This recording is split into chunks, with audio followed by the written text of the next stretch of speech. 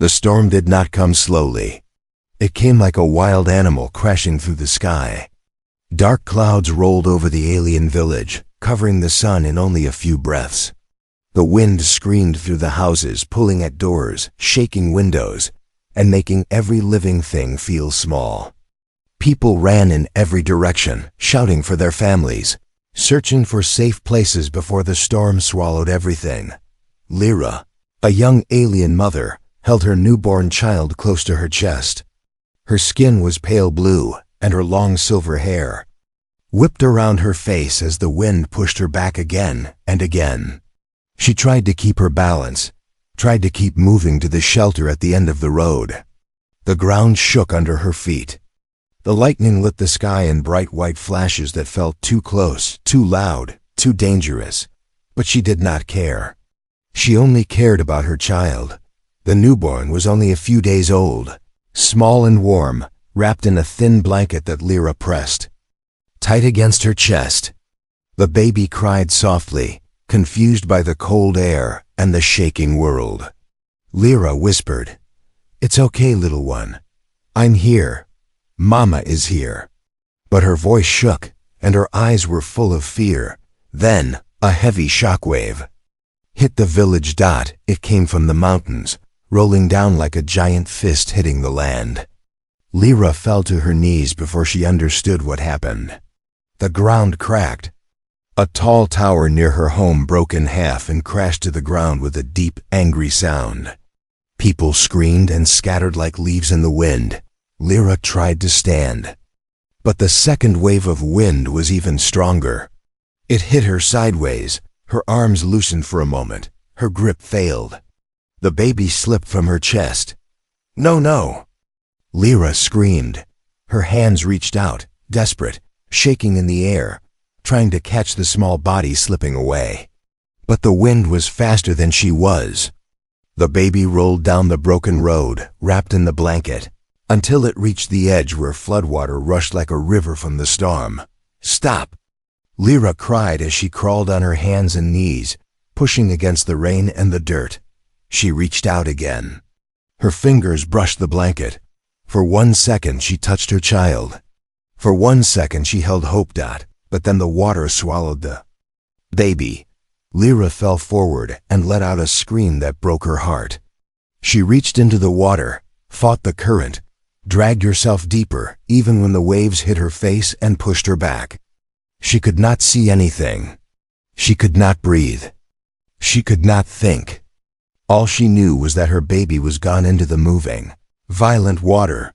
Villagers ran past her, pulling her away from the edge, shouting that she would drown. But she fought them, hit their arms, begged them to let her go. "My baby! My baby! Is there? Let me go!" Her voice cracked until it became only a whisper. Her strength left her. Her knees gave out. She collapsed on the wet ground, shaking, crying in deep, painful breaths. The storm grew worse. The sky became almost black. The leaders of the village shouted for everyone to take shelter underground. No one could search for the baby in such a storm. No one could survive in the flood. They told Lyra it was hopeless. They told her no child could survive that water. She did not listen. She could not. Her heart felt broken into pieces. She held her empty arms against her chest and cried until her voice disappeared. But something else was happening far away. At the edge of the forest, a human ship crashed down from the sky, hit by the same storm. Metal screamed as it tore through the trees. Fire lit the night for a moment, then died. Inside the broken ship, a human man named Kale lay injured on the floor. He coughed, pushed himself up, and tried to understand where he was.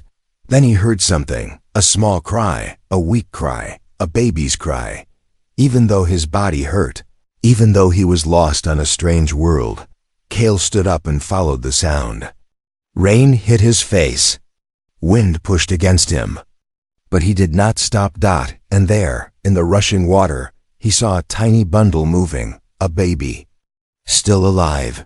He reached in, held the child close and whispered, "I've got you. I've got you." Lightning flashed across his face. showing a man holding an alien baby in his arms. This was the moment that would change many lives, especially Lyra's. Kale held the small alien baby close to his chest as the storm pushed against him. The child was cold, shaking, and barely breathing. Kale wrapped his jacket tighter around the tiny body and tried to shield the baby from the rain. He had survived many dangers in space, but he had never carried someone this small, this fragile, this helpless. "I know. It's scary," he whispered, his voice weak but steady. "Stay with me. Don't give up." He looked around. The forest was dark, filled with broken branches and fallen trees. His crashed ship lay behind him, sparks flickering inside the wreck. He could not stay there. The baby needed warmth, food, safety. Somewhere in the distance he saw faint lights, maybe a village, but he knew the truth. Humans were not welcome everywhere. Many alien worlds feared humans, some hated them. Some believed humans brought curses or war. Kale knew that if he walked into a village holding an alien baby, the people might think he had stolen it, or worse, harmed it. But what choice did he have? A baby could not survive alone. He had to take the risk. He adjusted his grip and began walking through the rain. In the village, morning arrived slowly. The storm had passed, but the damage was everywhere.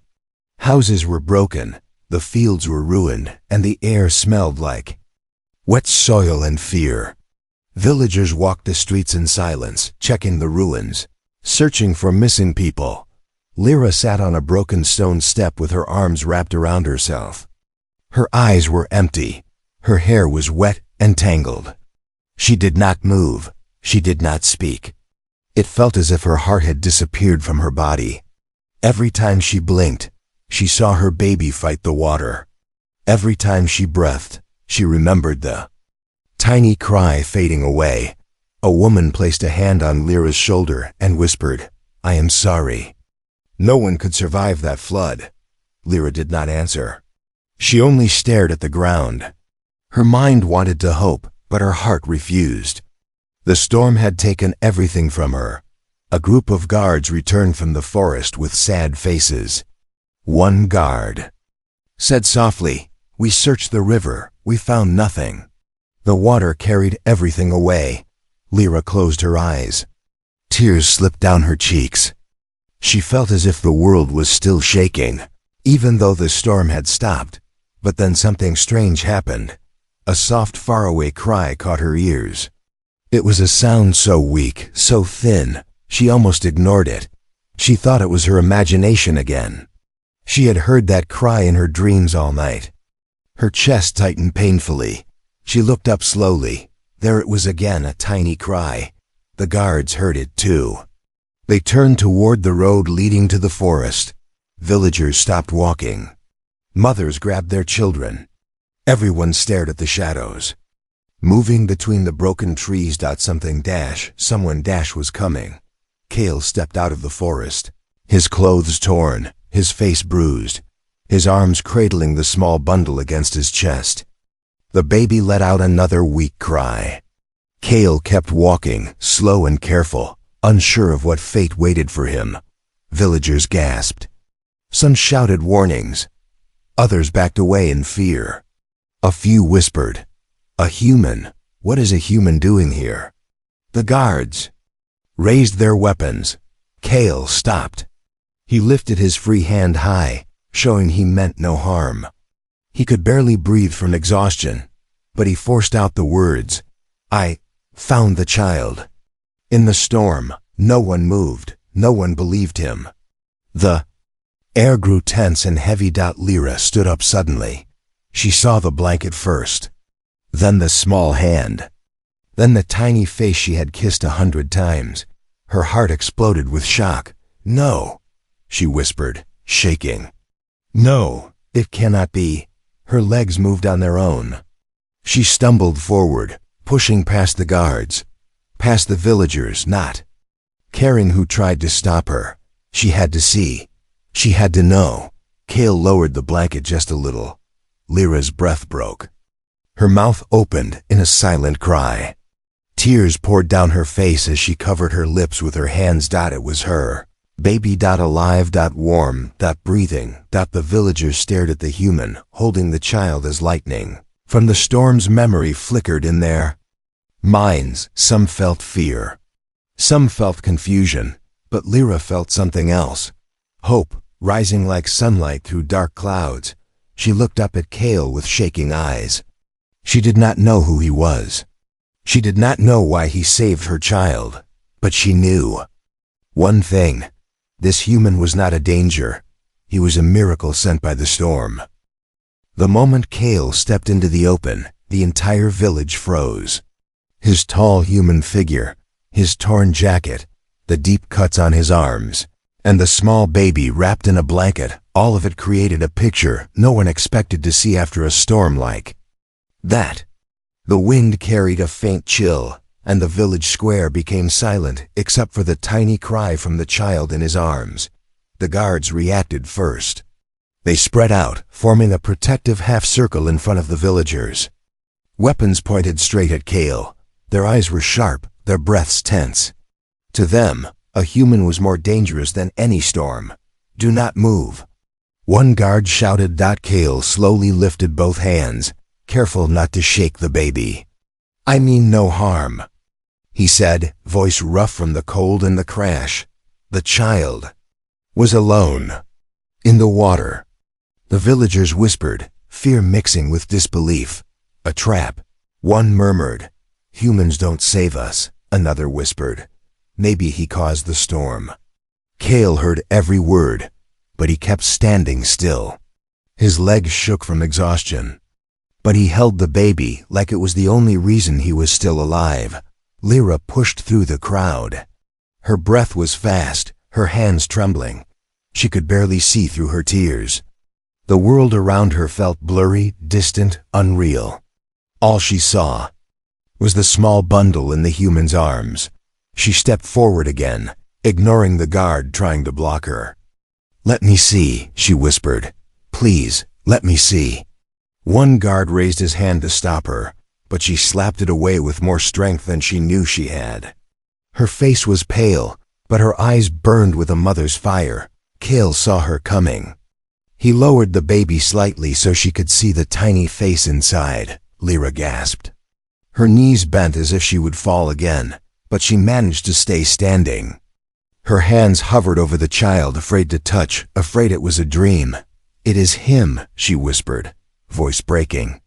My baby, my child. She reached out and touched the soft blue skin of the baby's cheek. Warm, alive, real. Tears streamed down her face. Her body shook with relief and fear and shock all at once. She pressed her forehead to the blanket and let out a sound half sob, half prayer. Cale swallowed hard. He had seen suffering on many worlds, but nothing hurt. Like watching a mother collapse in relief over her child. He felt his own eyes sting, but he blinked the tears away. The guards hesitated. They lowered their weapons a little, unsure what to do now that the mother's reaction proved the child truly belonged to her. But the chief of the village, a tall elder named Varos, stepped forward. His expression was strict, unreadable. How did a human get this child? Varos asked coldly. Cale took a breath. I crashed in the forest, heard crying. Found the baby in the river. That's all. Some villagers gasped again. A human saving an alien child was something they were not ready to believe. Varos narrowed his eyes. Humans do not take risks for our kind. You expect us to believe this story? Cale did not step back. He did not argue. He only said, believe. What you want, the baby is safe. That is what matters. His simple words cut through the noise like a quiet truth the storm itself delivered. But Varos didn't soften. He looked at the guards. Take him. Keep him under watch. The guards moved at once. No. Lyra shouted. Everyone froze again. Lyra stood between Cale and the guards, her baby pressed close to her chest. Her eyes were fierce. He saved my child, she said. You cannot treat him like an enemy, Varos frowned. Lyra, we must protect the village. A human could be dangerous. He saved my child, she repeated, louder this time, her voice shaking the air. I would be holding an empty blanket right now if not for him. The villagers murmured. Many lowered their eyes. Even the guards looked uncomfortable. Cale watched her speak for him, surprised. He had expected fear, distrust, maybe even hate. But not this woman standing like a shield between him and danger. Varro sighed slowly. Very well, he will not be harmed. But he will be taken for questioning. Lyra wanted to argue, but Cale gently nodded to her. It's all right, he whispered. Your child is safe. That's enough. Her eyes filled again, but she stepped aside. 2 guards walked Cale away. His steps were slow, heavy. Lyra watched him go with a confused heart. Gratitude mixed with fear, trust mixed with doubt. She held her baby close and whispered to the small sleeping face. He came from the storm. And he brought you back to me. Who is he really? No one knew, but the village would soon find out that the human stranger carried more than a rescued child. He carried a truth that would change them all. The guards led Cale through the broken village, past shattered walls and fallen trees, until they reached an old stone building still standing after the storm. They pushed open the heavy door and guided him inside. The room was small and cold, with one narrow window and a bench against the wall. It was not a prison, but it felt like one. Cale did not fight. He did not raise his voice. He simply sat down. His body tired and bruised, his mind filled with the image of Lyra crying over her baby. Saving the child had been the only thing that felt right in the chaos of the crash. But now he was alone again, surrounded by people who feared him. Outside, villagers gathered to talk. Fear and confusion hung in the air like dust after the storm. A human here? It cannot be good. What if he brought more humans? He saved the baby, but why? He must want something. Everyone had their own guess, but no one had the truth. Lyra stood apart from the crowd, holding her baby close. Her heart was torn in many pieces. One piece belonged to her child, safe and warm again. Another piece held fear of losing the child again, fear of the human stranger, fear of the village falling into danger. But one piece of her heart was something new, gratitude for Cale. She remembered the moment he revealed the baby's face. The tired look in his eyes. The gentle way he held the tiny body. Those things did not match the stories told about humans. Those stories showed humans as cold, selfish creatures. But Cale had risked his life in a storm for a child that was not even his, and Lyra felt she owed him more than fear. After a long moment, she walked toward the stone building. Inside, Cale sat quietly, watching dust float in the air through the dim window. His ribs hurt with every breath. His arms stung from cuts. But he did not think about the pain. He thought about the child, about how close the baby had come to being lost forever. He also thought about Lyra's eyes. They had been full of shock, but also something else. Something soft like hope. In all his travels, he had never seen hope directed at him before. The door creaked open. Lyra stepped inside slowly, holding her baby close to her chest. Cale stood at once, unsure whether she feared him or trusted him. She looked nervous, but she did not back away. "Wanted to thank you," she said quietly. Cale shook his head. "No need. Anyone would have done the same." Lyra lowered her eyes. "Not everyone.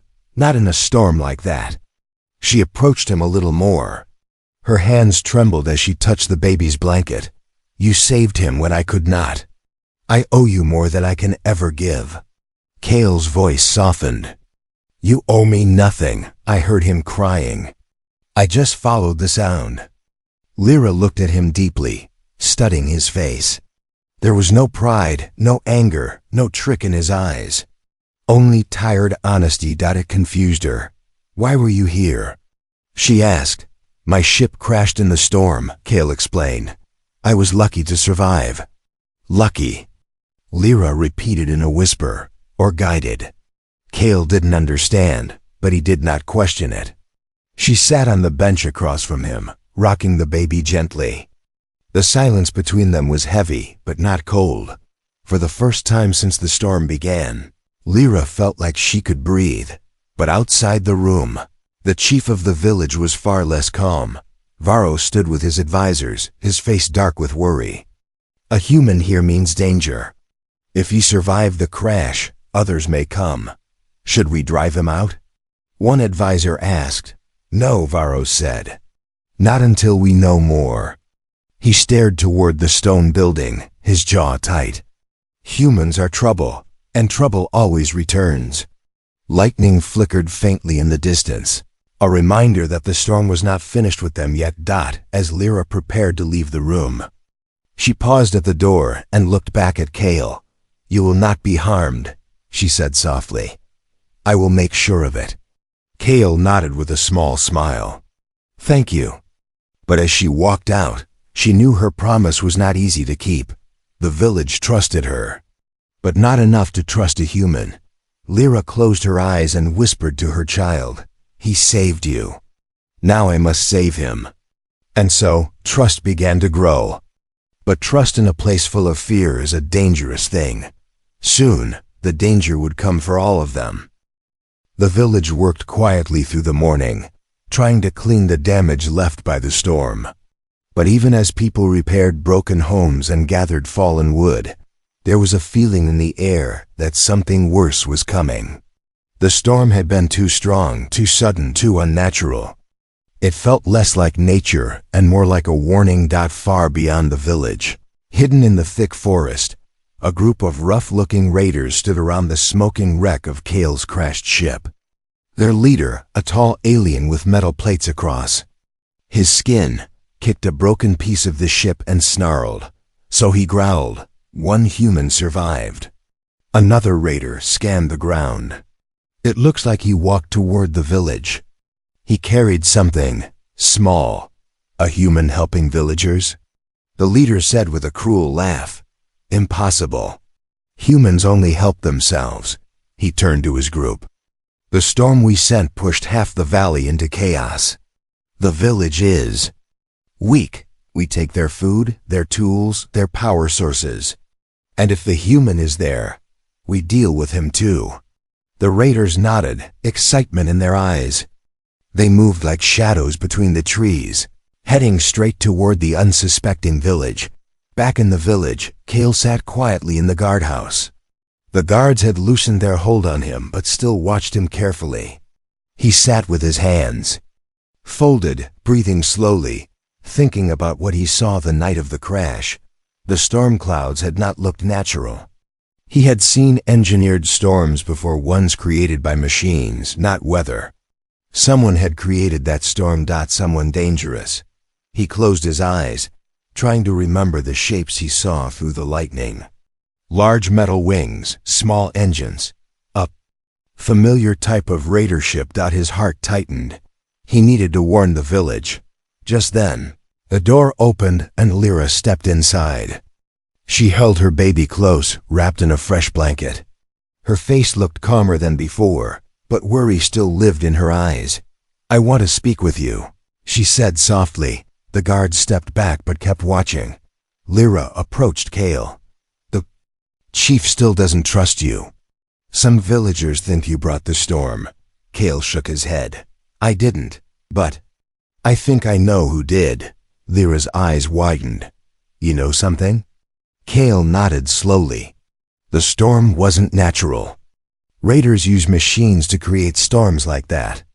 They want villages weak so they can attack. Lyra's breath caught. Raiders here? I saw their ships, Kale said. They will come back soon. Lyra held her child tighter, fear spreading across her face. We must tell the chief. Kale stood. The guards stiffened, ready to react, but Lyra raised her hand. Let him speak, she said firmly. Moments later, Kale stood before the chief and his advisors. Some glared at him. Some whispered doubts. Lyra stood at his side, brave and steady. Kale explained everything, what he saw, what raiders usually did, how they used storms as weapons. Varos frowned. "And why should we believe a human?" "Because you have no time not to believe me," Kale answered simply. "If raiders come, they won't care whether I'm human or not. They will destroy everything." The chief opened his mouth to reply, but a loud alarm suddenly rang across the village. Everyone froze. A lookout ran toward them, shouting, "Raiders! Raiders coming from the west!" Panic spread through the crowd. Lyra looked at Kale with fear in her eyes. "You were right." Kale turned to Varos. "If you trust me, even a little, let me help defend the village." The chief hesitated. His jaw tightened. His pride fought with his fear. "You," he said slowly, "you are still human, still an outsider." Kale nodded. "Yes, but I am also the one who saved your villager's child. I don't want anything from you. I only want to help." Lyra stepped forward. "Chief, please. He risked his life for my baby. He will risk it again for all of us." The village elders murmured. The lookout shouted again, "They're almost here." Varos finally made a choice. He looked Kale in the eyes and said, "Then fight. Fight with us." Kale nodded once. "Lie." "Will." The raiders burst through the trees moments later, armed and ready. Villagers grabbed tools, shields, whatever they could find. Children were rushed into hiding. Kale moved fast. He grabbed pieces of metal from his crashed ship and hurried to build simple defenses. Lyra watched him with wide eyes. He moved with purpose, skill, and a strange bravery she had never seen before. As the raiders charged toward the village, and the first blast shook the ground, Kale stood tall and whispered to himself, "For the baby, for the mother, for all of them."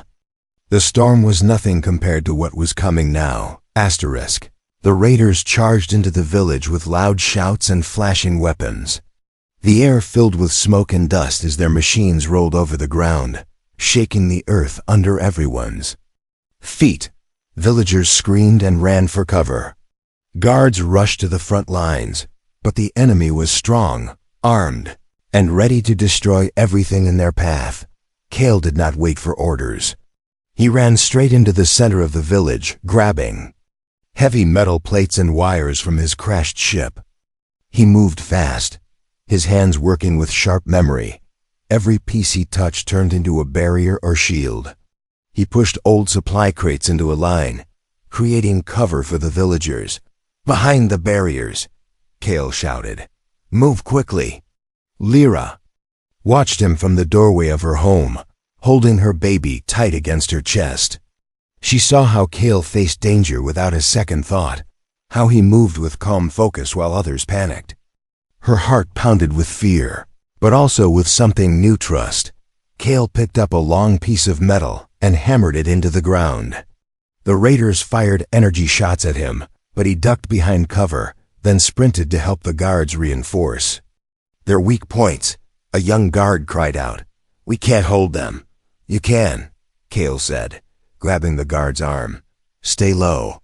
Aim for their engines, not their armor." The guard nodded, steadier now. Kale jumped over the barrier and ran straight into the chaos. The raider leader, with metal plates across his skin, spotted the human immediately. His eyes narrowed with anger and disbelief. "A human fighting for aliens?" he snarled. "What madness is this?" He raised his weapon and shouted to his troops, "Bring me that human. Alive if possible." Kale slid behind a fallen tree trunk. As energy bolts blasted the ground around him, he breathed hard, his muscles burning, but he refused to stop. He crawled forward, reached the broken wing of his ship, and yanked free a small power core. It glowed faintly, just enough power for one shot. He hooked it to a scrap metal rod and whispered to himself, "Let this work." When the raiders rushed toward him, Kale jumped out and swung the device. A bright flash exploded. throwing the raiders backward in shock. They fell to the ground, stunned long enough for the guards to push forward and attack. Villagers gasped. They had never seen a human fight like this. Not like a warrior. Not like a soldier. Like someone who refused to let them die. Lyra, hiding behind a wall with her baby, watched Cale through a crack in the wood. Her heart squeezed painfully each time he got hit by a blast or stumbled. She whispered, "Please. Stay alive, please." The baby reached its tiny hand toward the light outside.